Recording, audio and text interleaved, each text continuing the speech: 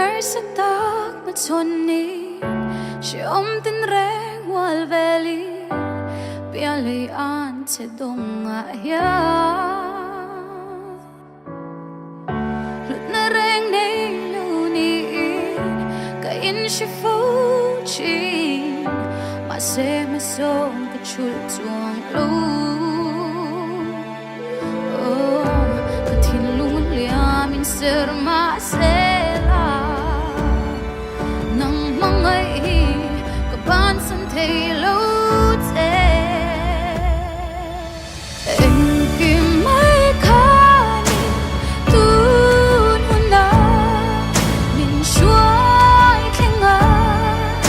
at ya cha Eng tiang ala amala Kay maya Iong klatsi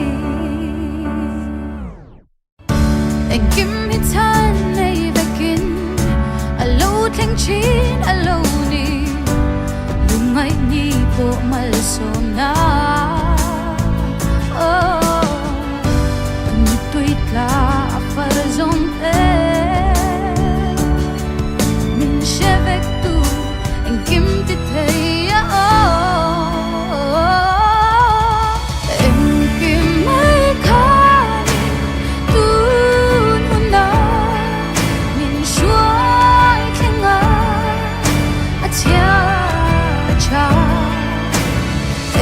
Tiếng